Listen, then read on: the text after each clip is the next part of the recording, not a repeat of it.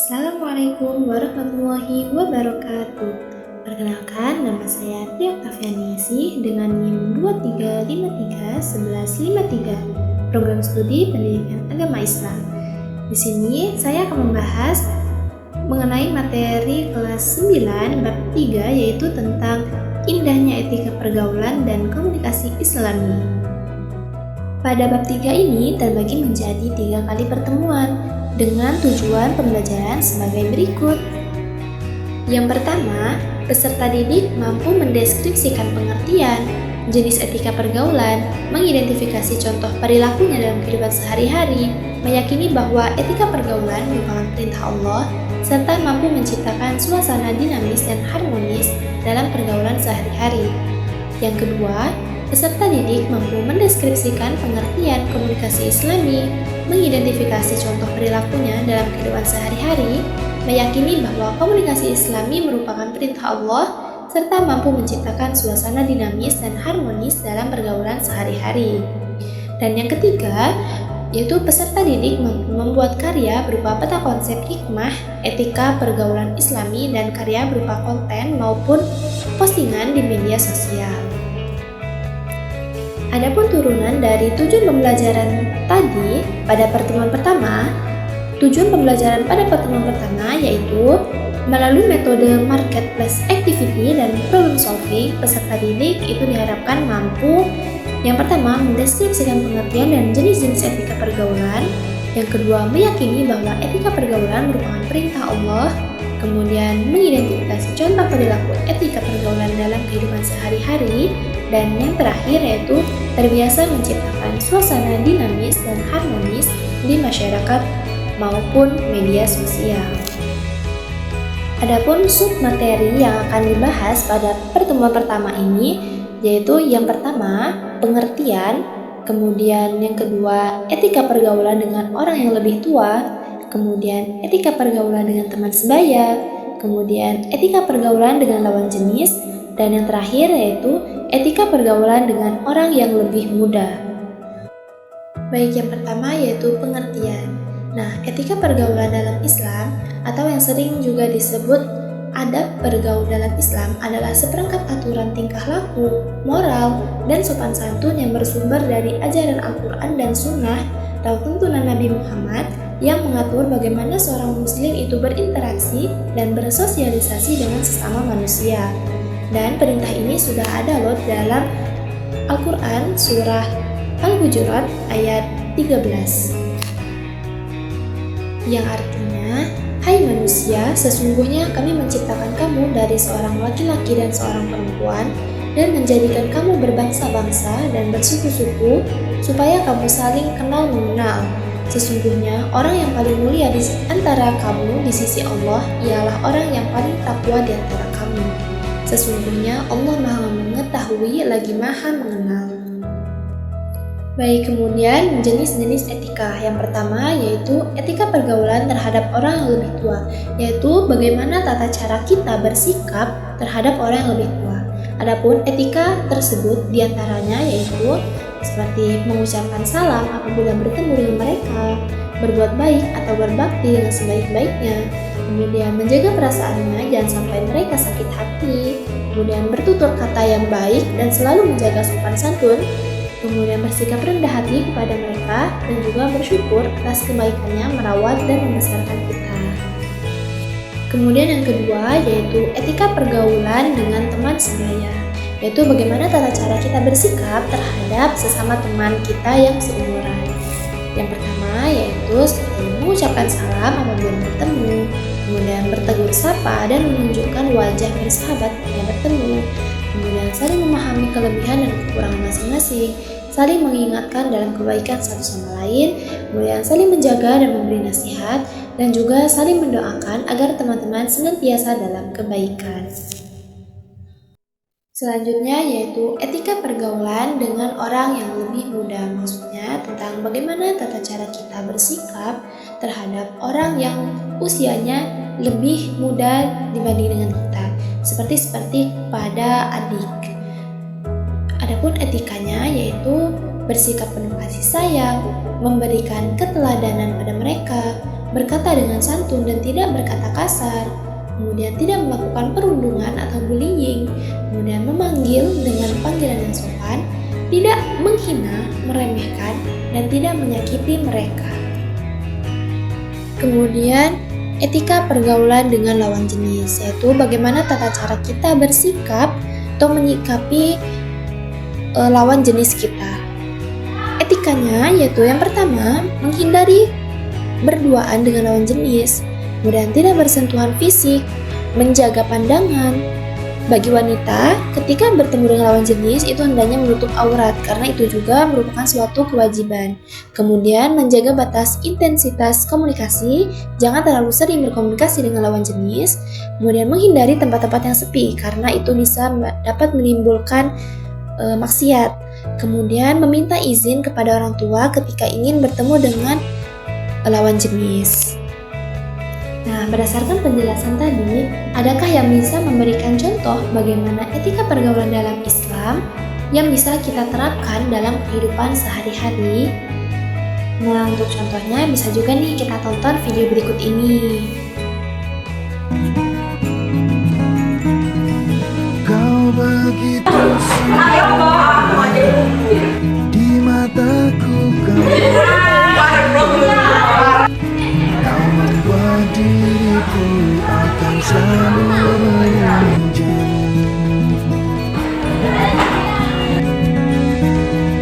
Di setiap langkahku, ku kan selalu memikirkan dirimu. Tak bisa ku bayangkan hidupku tanpa cintamu.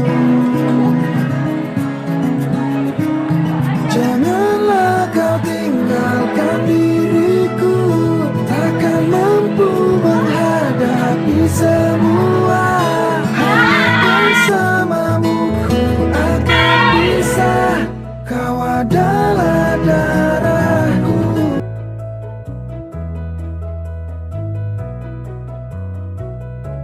Nah, setelah menampilkan video tersebut, tanyakan kepada siswa hikmah apa yang dapat mereka dapatkan setelah menonton video tersebut. Baik, kemudian pada pertemuan kedua, itu tujuan pembelajarannya yaitu untuk meyakini bahwa bergaul dan komunikasi Islami merupakan perintah Allah, serta mampu menemukan hikmah perilaku tersebut dalam kehidupan sehari-hari. Kemudian, siswa dapat mendeskripsikan pengertian dan jenis-jenis komunikasi Islami. Kemudian, siswa mampu meyakini bahwa komunikasi Islami merupakan perintah Allah. Kemudian, siswa mampu mengidentifikasi contoh perilaku komunikasi Islami dalam kehidupan sehari-hari. Dan, siswa terbiasa menciptakan suasana dinamis dan harmonis di masyarakat maupun di media sosial. Nah, pada pertemuan kedua ini akan membahas mengenai etika komunikasi yang Islami, yaitu ada berbicara atau menyampaikan informasi yang benar, kemudian menggunakan bahasa yang santun, kemudian memberikan respon dengan kata-kata yang baik, dan bertanggung jawab. Nah, bagaimana sih komunikasi yang baik dalam pergaulan Islami itu? Nah, adapun etika komunikasi yang baik dalam Islam yaitu yang pertama, berbicara atau menyampaikan informasi yang benar. Komunikasi bisa dilakukan secara langsung maupun melalui media sosial. Dalam menyampaikan informasi kepada orang lain, baik yang langsung ataupun melalui media sosial, harus dilakukan dengan benar, tidak merekayasa atau memanipulasi fakta sebenarnya.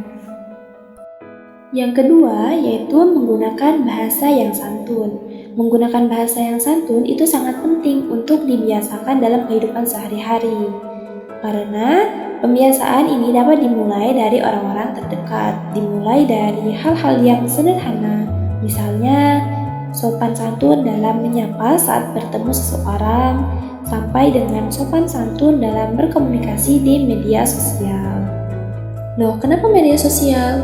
Ya karena sekarang komunikasi itu tidak hanya dilakukan secara langsung, tapi juga bisa dilakukan secara online melalui media sosial.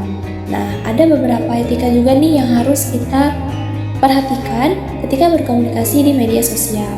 Yang pertama yaitu mulai dengan sapaan dan salam.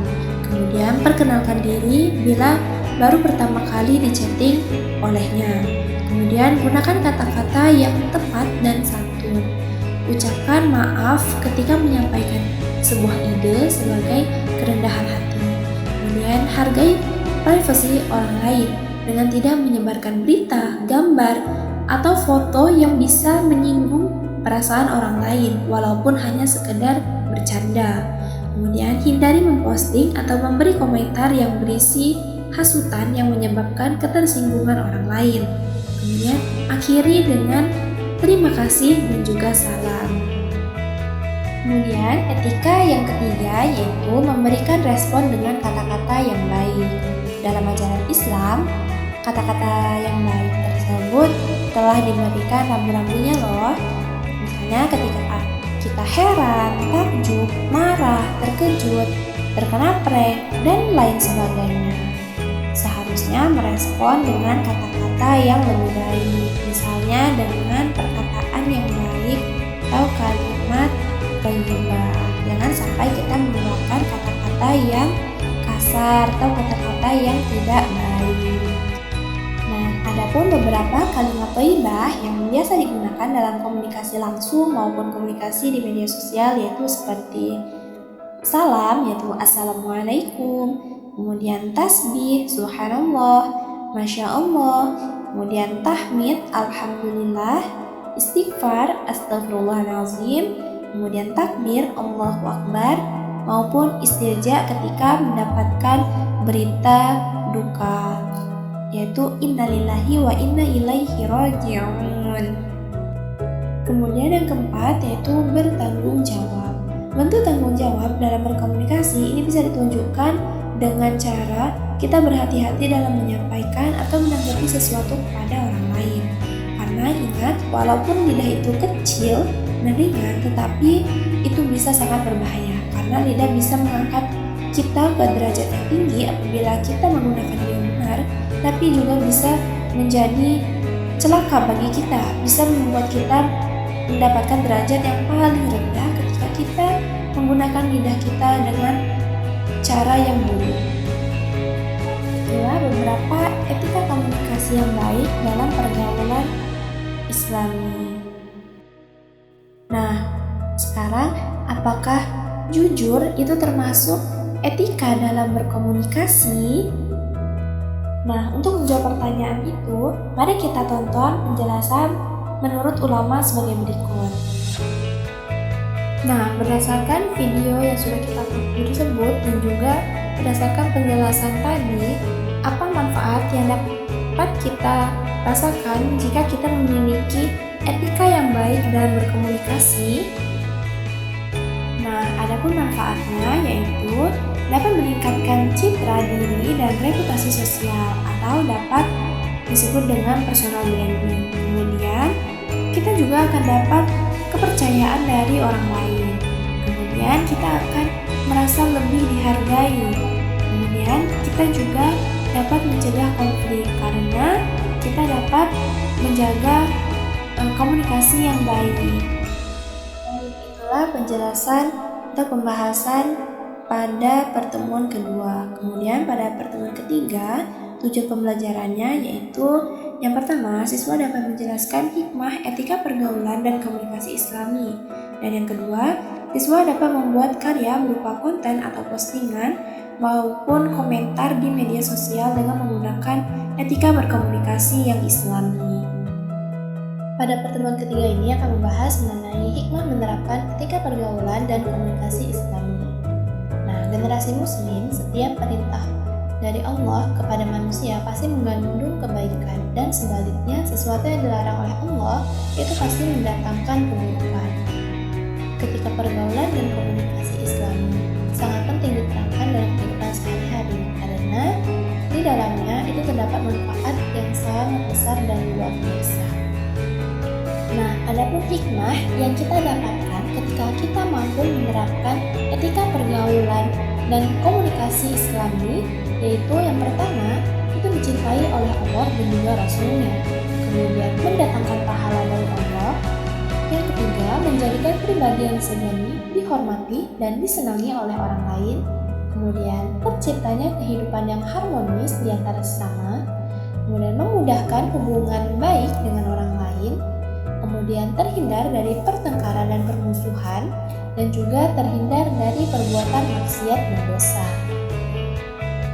Nah, adapun kesimpulan dari pembahasan kita pada bab 3 ini yaitu yang pertama, pergaulan Islami adalah pergaulan di antara manusia dan berpedoman pada norma-norma yang telah digariskan dalam Al-Quran dan hadis Rasulullah. Yang kedua, ajaran Islam memberikan rambu-rambu dalam pergaulan sehari-hari, baik pergaulan dengan orang yang tua, dengan teman sebaya, dengan orang yang lebih muda, maupun dengan pergaulan dengan lawan jenis. Dan yang ketiga, komunikasi Islami adalah proses penyampaian pesan antar sesama manusia yang didasarkan pada ajaran Islam. Kemudian yang keempat, yaitu ketika berkomunikasi menurut ajaran Islam itu ada 4. Yang pertama, menyampaikan informasi dengan benar, kemudian menggunakan bahasa yang santun, kemudian membiasakan memberikan respon dengan kata-kata yang baik, dan juga bertanggung jawab. Baik, itulah pembahasan kita pada pembelajaran mengenai etika pergaulan dan komunikasi Islami pada bab 3 ini. Sampai sini apakah masih ada yang ingin ditanyakan? Jika tidak ada, kita sudahi pembelajaran kita pada hari ini dan kita akan melanjutkan pembelajaran di minggu depan yaitu tentang ruksah. Semoga pembelajaran kita pada hari ini dapat bermanfaat dan juga dapat kita terapkan dalam kehidupan sehari-hari. Terima kasih telah menyaksikan. Wassalamualaikum warahmatullahi wabarakatuh.